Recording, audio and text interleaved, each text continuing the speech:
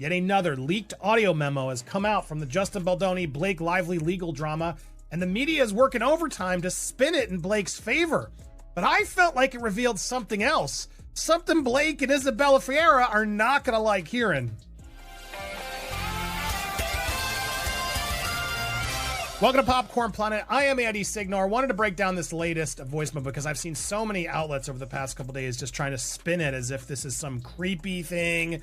He got chills, how beautiful Blake was. I mean, it does show once again. The $50 million offer was on the table and Justin Baldoni just walked away. He didn't just say no, he effectively dismantled Blake Lively's entire legal strategy with a single leaked memo. The silence coming from Blake's camp right now is absolutely deafening as her carefully constructed narrative of being a victimized producer begins to crumble in real time. This wasn't supposed to happen, and now the golden girl of Hollywood is facing a PR nightmare that money can't fix. The power dynamic just shifted, and it's sending shockwaves through every major studio in the industry. Is beautiful allowed? Was she going for beautiful? Or is that crossing the line too? Like, are we allowed to give any compliments to Blake? Beautiful's fine, I guess. Or is it? Is sexy hot? Not okay. Even though Sony and Blake herself have said the word and said it's integral to the film's success, but I digress.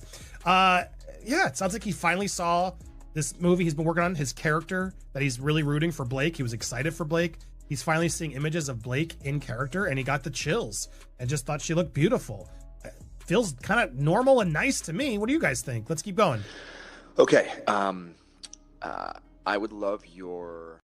For months, the headlines painted a very specific picture of a director who was difficult, dismissive, and entirely out of line. Blake Lively's team worked overtime to suggest she was forced to take over the production of It Ends With Us just to save the film from his supposed incompetence. But this latest unsealed audio changes everything by showing a side of Justin that the public was never meant to see. He sounds measured, professional, and deeply invested in a collaborative process that Blake claimed never existed. It's a total 180 from the story we've been fed since the press tour began. Genius marketing brain here, and also your EP brain. So here's Justin collaborating and asking for her genius marketing brain, her EP brain, literally involving her in this collaborative process as he's promised, which Blake keeps saying he never did. First of all, we got 2,600 submissions from around the country for Young Lily, which was incredible. We had a whole team of people sorting and watching, and really just anybody who vaguely resembled you and who could act a little bit made the list. I did a big callback for a few days. One of the most damaging parts of the smear campaign involved a specific voice memo where Justin called Blake beautiful. Outlets were quick to label this as creepy or overstepping professional boundaries, but the full context reveals something far more innocent. He was reacting to her in character for the first time after months of prep work, expressing genuine relief that his lead actress fit the vision so perfectly. It wasn't a personal advance, it was a director's professional excitement.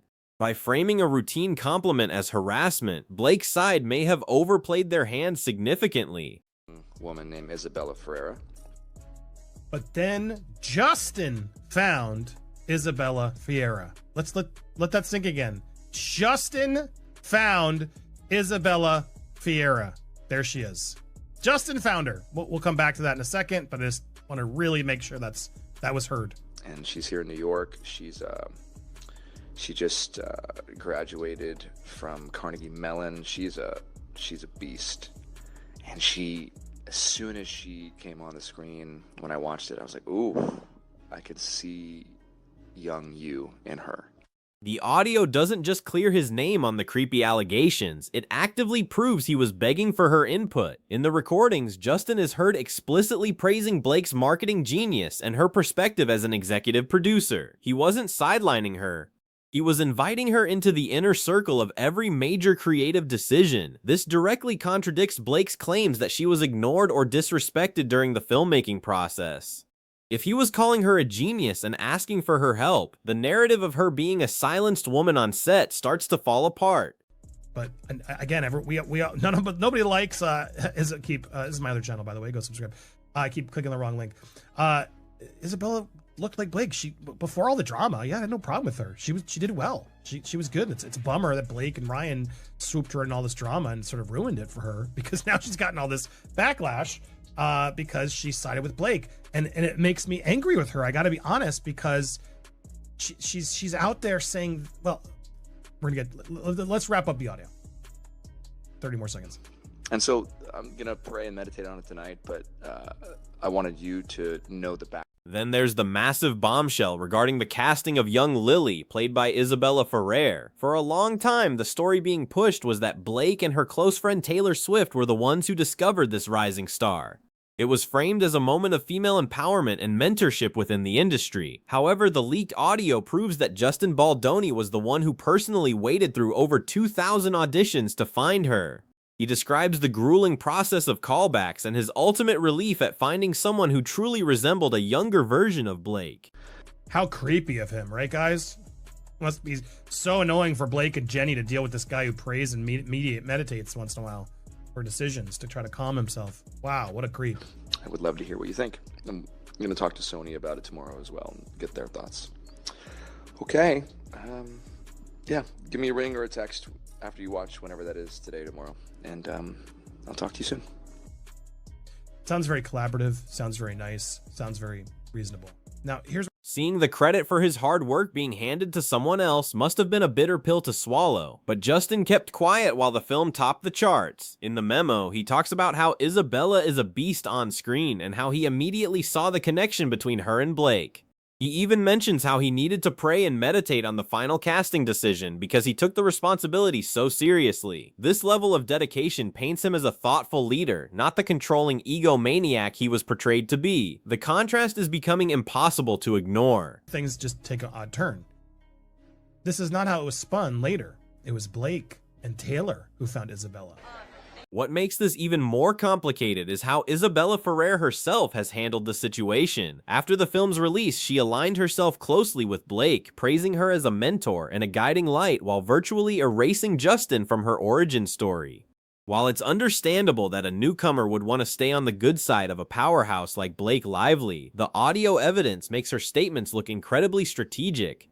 It raises questions about whether emerging talent feels forced to choose a side in these high-stakes Hollywood feuds just to protect their future. The legal pressure on Blake's team is mounting because these recordings prove a history of collaboration that makes a lawsuit for a hostile work environment almost impossible to win. When you have a director on tape calling you a genius and asking for your marketing brain, it's hard to argue that he was trying to suppress your voice. The rumored $50 million settlement was likely a desperate attempt to keep these details from going public. By rejecting it, Justin is signaling that he isn't afraid of a courtroom battle where every single text and email will be scrutinized. Industry insiders are suggesting that Blake is now struggling to maintain her pristine image as more people come forward with their own stories from the set. While Justin was reportedly willing to pause production to address any concerns, some sources claim Blake was the one making increasingly difficult demands. These reports describe a tense environment where the power balance was heavily skewed in favor of the A-list star. If the litigation proceeds, we might see a flood of testimonies that flip the script entirely on who was actually the difficult person during the shoot. The involvement of Taylor Swift in the narrative adds another layer of complexity that Blake's team likely regrets. By trying to use Taylor's massive influence to bolster the story of Isabella's discovery, they tied the world's biggest pop star to a narrative that is now being proven false by audio evidence. It's one thing to have a disagreement with a co-star, but it's another thing entirely to manufacture a PR story that minimizes the director's actual work. This kind of calculated framing is starting to look more like a coordinated takedown than a search for justice. There is a growing sense of unease in Hollywood about how easily a reputation can be destroyed through strategic leaks and social media spin.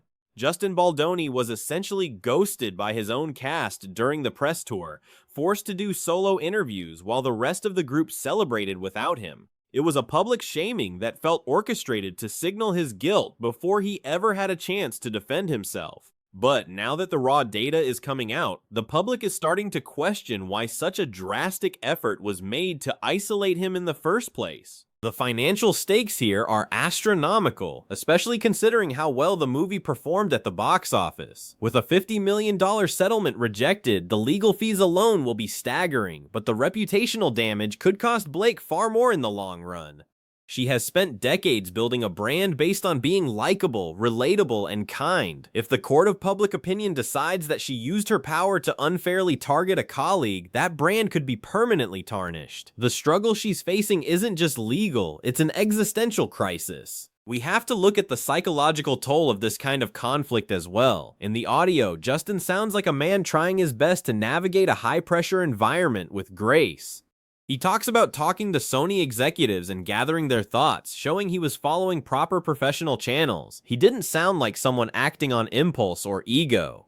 Meanwhile, the silence from Blake's side suggests they are scrambling to find a new angle now that their primary arguments have been undercut by Justin's own voice. The confidence they had at the start is evaporating. Another fascinating detail from the leaked memos is how Justin balanced the commercial needs of the film with his artistic vision. He openly discussed the dilemma between casting a fan favorite for the young Lily role versus casting someone who actually looked like Blake. This shows a producer who was deeply engaged with what the fans wanted while still trying to maintain the integrity of the story. It's the kind of transparency you rarely see in high-level productions, and it makes the claims of him being a controlling presence look even more out of touch with reality. The fear of professional repercussions is a very real thing for everyone involved in this drama. For a new actress like Isabella, siding with the person who has the most power in the industry is a survival tactic. But as these recordings surface, it highlights a dark reality of the entertainment business where the truth often takes a backseat to whoever has the biggest platform. Justin's decision to fight back rather than take the payout is a rare move in a town where most people are silenced by non-disclosure agreements. He's choosing his legacy over a massive payday. There's also the question of the distribution of credit, which is always a touchy subject in film. When Blake started taking credit for things like the soundtrack and the final edit, it was seen as her taking charge of her project. But if she was doing that while simultaneously pushing the director out of the conversation, it crosses the line from collaboration to a hostile takeover. The audio suggests Justin was more than willing to share the stage, but the public narrative was shifted to make it look like he was the obstacle she had to overcome in order to succeed. Sony's role in this cannot be ignored either. Justin mentions consulting them in the audio, which implies they were fully aware of the creative process and the casting decisions as they happened. If the studio was on board with Justin's methods at the time, it makes Blake's later complaints even harder to justify. Usually, if a director is truly acting out of line, the studio is the first to step in. The fact that they let him finish the film and only saw drama arise during the marketing phase suggests the conflict might have been manufactured once production ended. As more details emerge about the set of It Ends With Us, the narrative of Blake Lively as the perfect, effortless star is being replaced by something much more complex. People are starting to see the machinery behind the celebrity, and it isn't always pretty. The struggle she is currently in is a result of trying to control a story that was never entirely hers to tell. When you deal with a co-star who keeps receipts and recordings, you have to be very careful about the accusations you level against them.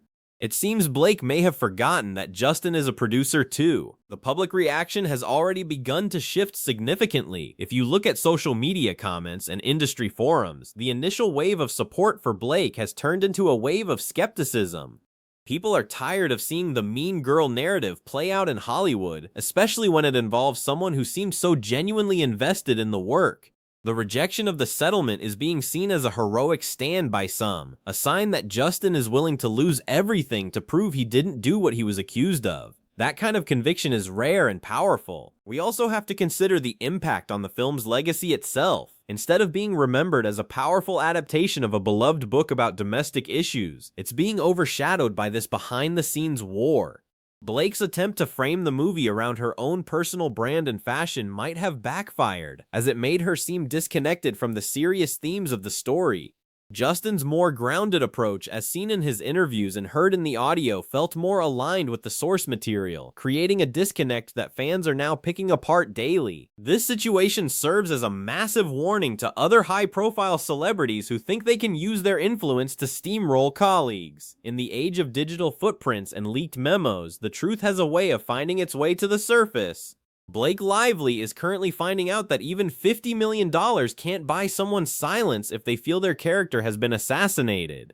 The legal battle ahead will likely be one of the most watched events in Hollywood history, and it could change how production disputes and PR campaigns are handled forever. Every new piece of information that comes out seems to weigh the scales further in Justin's favor. From the casting of Isabella to the creative consultations, his version of events is being backed up by cold, hard evidence.